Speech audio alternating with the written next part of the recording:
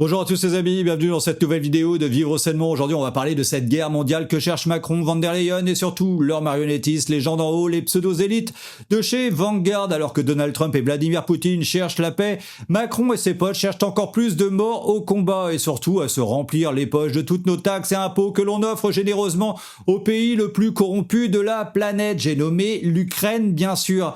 Alors je vais faire juste une petite parenthèse pour vous raconter comment YouTube me démonétise en ce moment toujours sur certains sujets comme par exemple la guerre en Ukraine ou bien la pédophilie. En gros c'est parle d'autre chose et on te jettera des miettes. Sinon que dalle. Alors mes amis, je vous remercie de me soutenir sur Tipeee si vous aimez mon travail parce que mon travail ici sera certainement encore gratuit une nouvelle fois.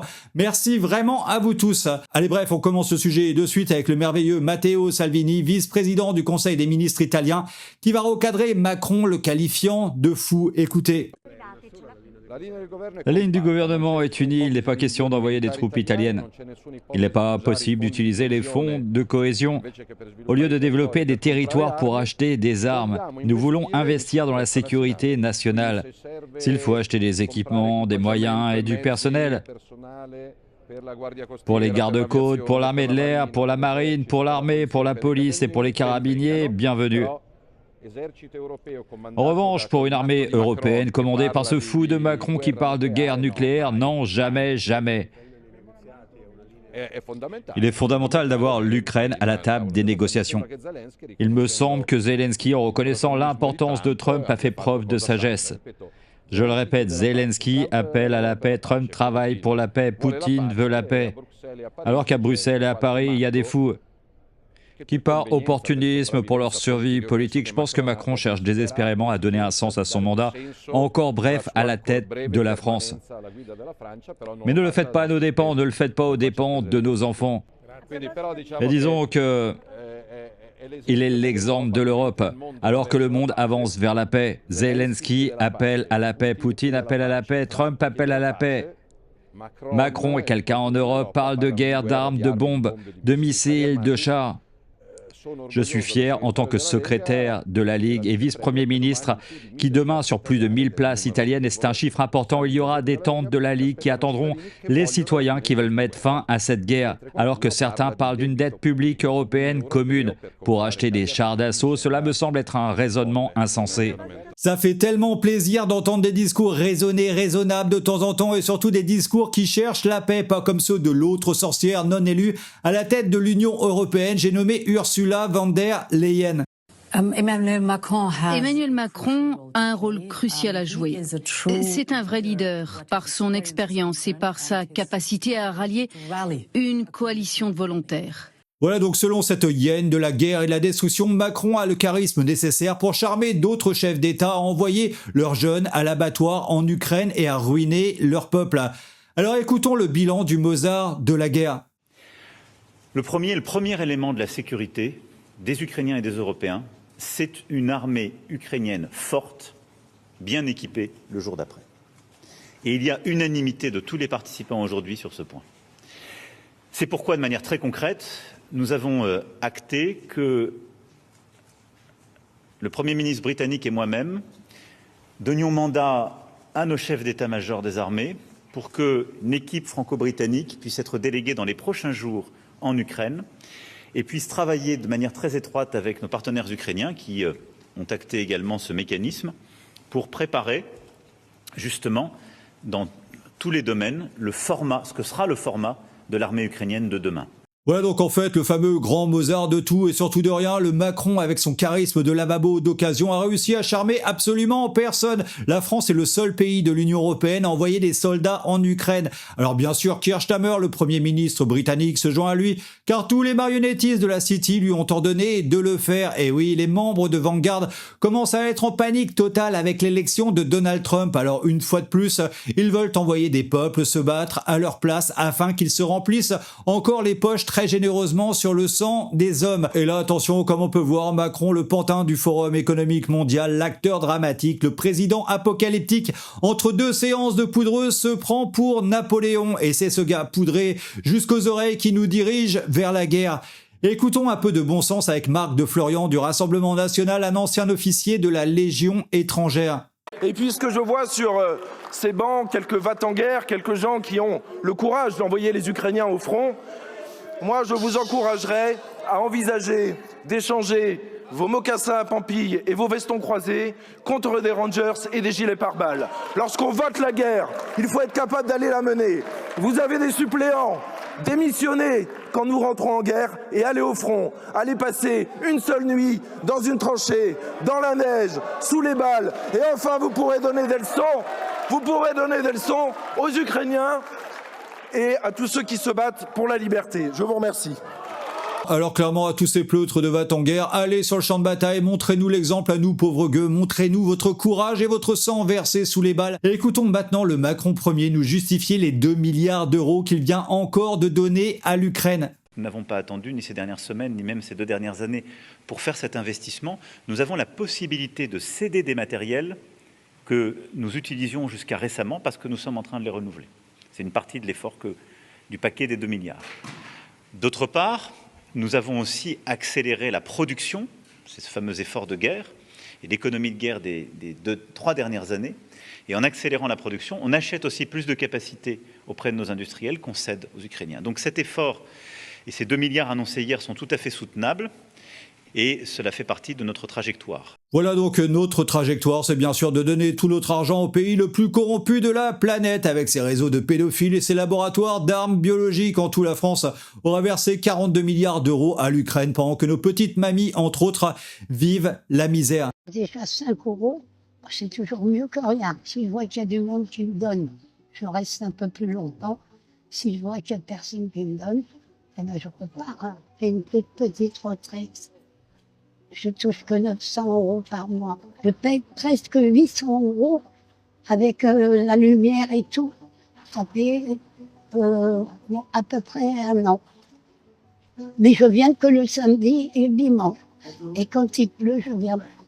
Parce que je marche avec la canne.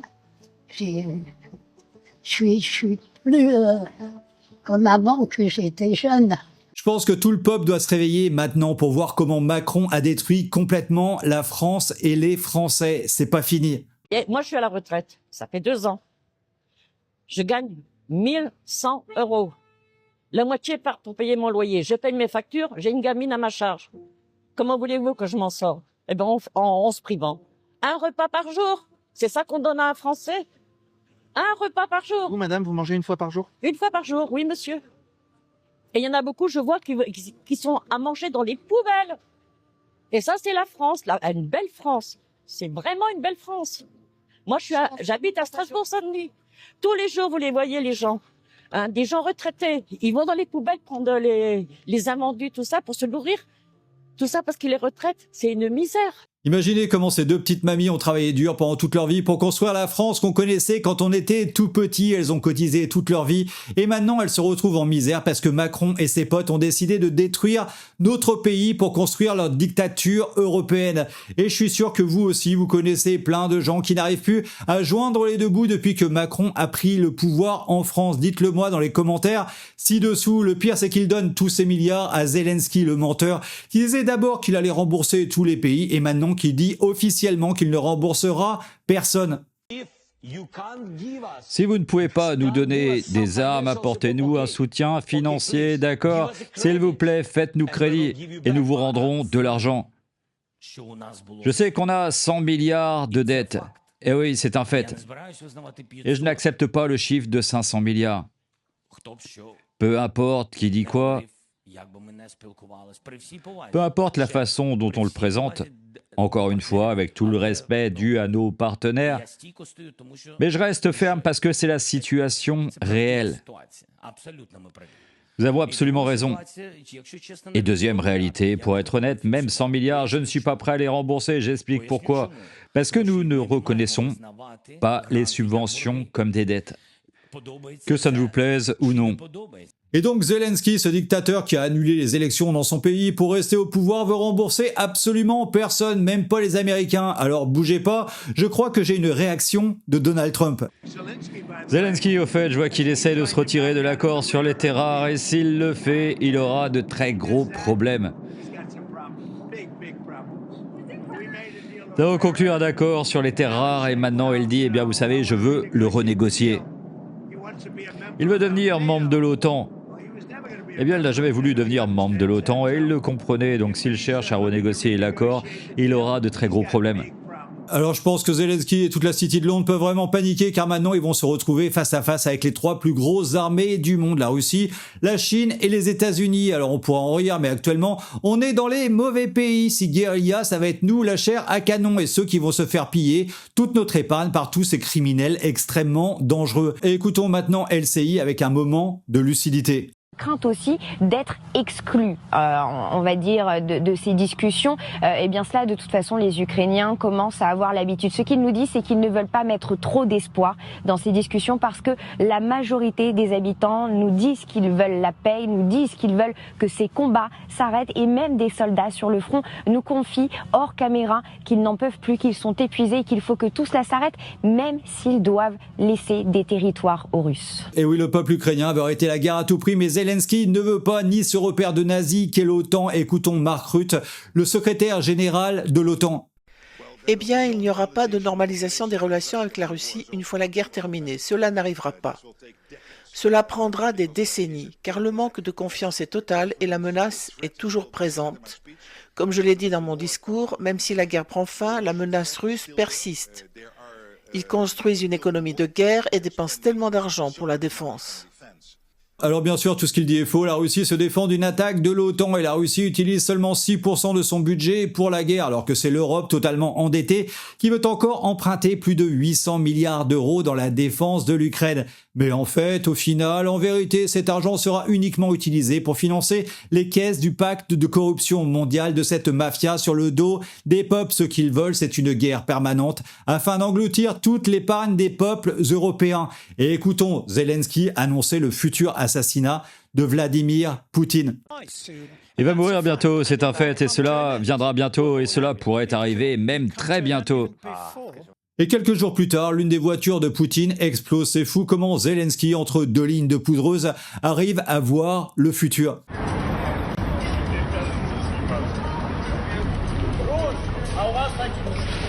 Mais malheureusement pour Zelensky et ses potes, Vladimir Poutine n'était pas dans cette voiture, que Dieu le protège. Et donc Macron, Starmer, Van der Leyen et tous les autres tartuffes du genre viennent tous du même groupe terroriste que tout le monde connaît maintenant, le fameux Forum économique mondial qui forme ces futurs mafieux, les Young Global Leaders, comme ça. Vous accueillir chaleureusement pour beaucoup d'entre vous au Forum économique mondial au siège. C'est ici que la magie se produit. Et vous faites partie de cette magie, ressentez la magie dans ces murs. Ressentez la magie que beaucoup de leaders, de nombreuses communautés apportent afin que nous puissions nous unir et créer l'impact que nous voulons dans ce monde. Ce que la plupart d'entre vous ne savent pas, c'est que nous avons travaillé longuement avec notre conseil consultatif, le conseil d'administration de notre fondation et différentes parties prenantes pour affiner notre déclaration de mission. Nous savons que la communauté Young Global Leader est un accélérateur dynamique d'une communauté dynamique d'exceptionnels leaders qui ont la vision, le courage et l'influence pour conduire au changement. Et nous avons une mission, et cette mission, c'est que nous sommes une communauté diverse qui inspire et connecte des leaders extraordinaires dans leurs efforts pour construire un monde plus inclusif et durable. C'est ce que nous sommes. Et je voudrais à cette occasion remercier tous les membres du conseil de fondation et des conseils consultatifs qui nous ont accompagnés dans cet exercice et qui nous ont vraiment aidés à déterminer quels sont les fruits les plus faciles à accueillir et quels sont les domaines dans lesquels nous pouvons faire davantage, où nous pouvons obtenir plus en réunissant tous les leaders exceptionnels que vous êtes. Nous pouvons créer quelque chose. Nous pouvons créer quelque chose de significatif pour notre communauté, les sociétés, les communautés locales et au-delà. Et c'est ce que nous faisons comme activité quotidienne. Nous vous sélectionnons, nous vous connectons dans nos rassemblements parce que nous voulons vous transformer. Nous vous sélectionnons parce que vous êtes un leader exceptionnel, mais nous croyons que vous avez le potentiel d'être encore meilleur. Et c'est ici le lieu pour cela, c'est ici que se passe la magie. Et le travail de la communauté Young Global Leader s'inscrit dans un cadre. Et ce cadre est le cadre du Forum économique mondial. L'idée du Forum est d'être un incubateur de projets. Avez-vous entendu parler de Gavi, par exemple ? Gavi était un projet qui a été lancé à Davos il y a quelques décennies et c'est maintenant par elle-même une organisation. Il y en a, comme je disais, des centaines comme ça. Je vous encourage vivement de jeter un œil sur ça parce que vous pouvez être engagé dans ce projet et c'est là que le Forum rassemble toutes les parties prenantes afin que nous fassions avancer la mission du Forum. Vous êtes tous des privilégiés, n'est-ce pas ? Vous êtes tous des privilégiés. Juste en étant dans cette salle, vous êtes des privilégiés. Et vous ne devriez pas avoir honte de votre privilège. Mais vous devriez avoir honte si vous ne l'utilisez pas pour un but. Et ça, c'est important. Voilà comment cette association terroriste dirigée par Vanguard réunit les pires 100 fois nillois de la planète pour accomplir les plans d'une poignée de criminels consanguins ultra riches. Et peut-être allez-vous me demander, mais comment font-ils pour accomplir leurs plans sans que les peuples ne s'y opposent ? Regardez, c'est très simple. On fait pour réduire le QI de la population au niveau de celui d'une étoile de mer. Quel est le processus ? Belle entrée en matière, ça résume bien la situation. Comment on fait ? On fait peur aux gens, on les effraie, on les isole, on les monte les uns contre les autres. Du coup, on active vraiment des systèmes de protection en fait. On est tous câblés pour gérer du stress, donc du coup, voilà, on les isole, on les effraie, on leur dit qu'ils vont mourir ou qu'on va tous mourir. Et du coup, ça fait disjoncter leur cerveau tout simplement et avoir des réactions ensuite de déconnexion et d'obéissance. Donc quand tu es dans cet état de stress, tu peux pas réfléchir de manière cartésienne, c'est pas possible. Pourquoi ? Exactement. En fait, on a un système nerveux qui fonctionne de manière globale habituellement. Quand on est sans stress, on peut réfléchir, on peut avoir accès à nos émotions, on peut construire une pensée. Mais quand on est sous stress de manière intense, sans de moment de récupération, on a des choses qui s'activent dans le système nerveux et qui, comme se débranchent.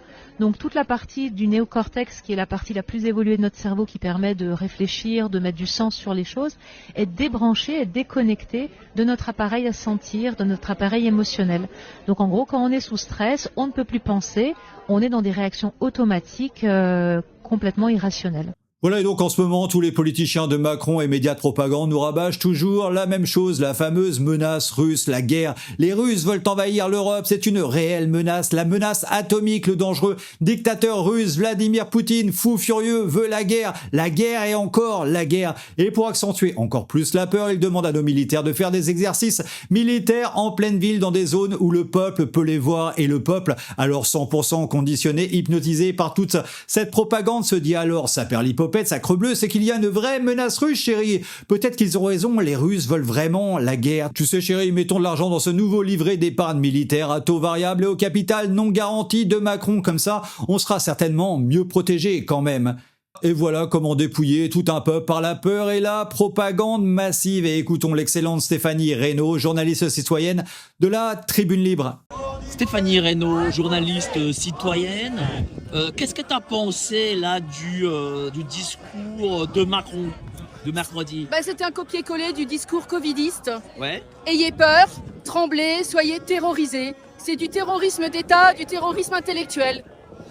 Voilà. Oui, parce qu'en plus il a dit, comme à l'époque du Covid, nous sommes en guerre. Oui, c'est ça. C'est son leitmotiv. C'est depuis des années, depuis 2017. Il a mené la guerre aux Gilets jaunes. Il a mené la guerre à son peuple, moyennant un virus, enfin sous prétexte. Ouais. Et puis maintenant, une guerre contre un ennemi supposé, un ennemi fabriqué de toutes pièces, la fabrication de l'ennemi. Est-ce que tu penses justement que là, on prépare l'opinion pour que on aille à un conflit, quoi ? Bien sûr. On fait ce fameux lavage de cerveau, j'ai rien inventé. Et les médias vont bon train. Et donc là, la lessiveuse à cerveau marche plein pot.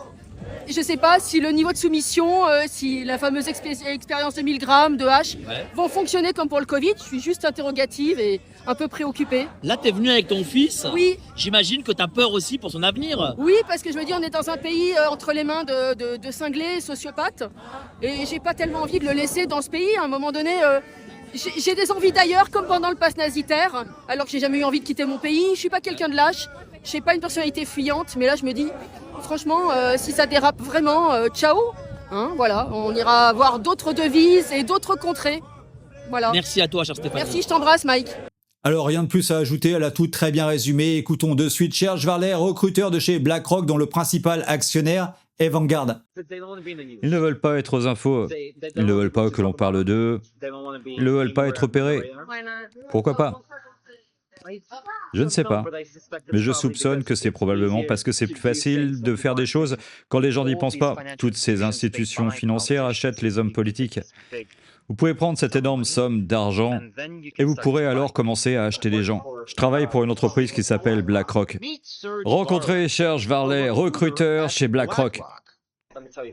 Laissez-moi vous expliquer, ce n'est pas qui est le président, c'est qui contrôle le porte-monnaie du président.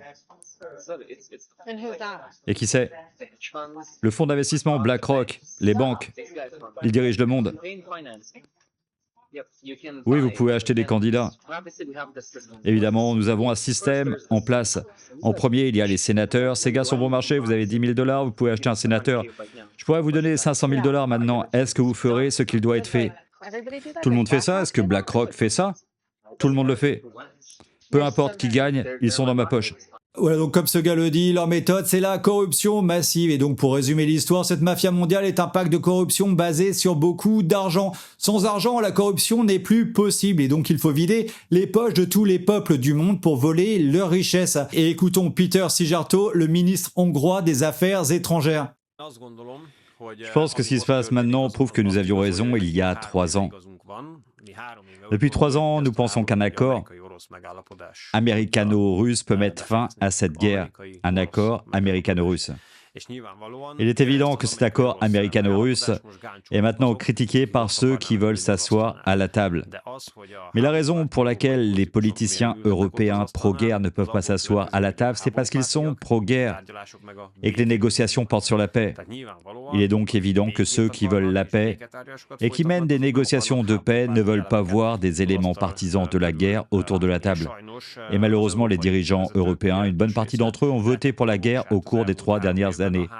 Alors clairement, il a raison, comment négocier la paix à table avec ceux qui gagnent des milliards sur la guerre. Cette mafia mondiale gagne des tonnes d'argent et de pouvoir sur les cadavres de la jeunesse des peuples. Pourquoi s'arrêterait-il? Dites-le moi dans les commentaires ci-dessous et écoutons cette Europe de la guerre qui veut empêcher le Premier ministre hongrois de voter à la Commission européenne.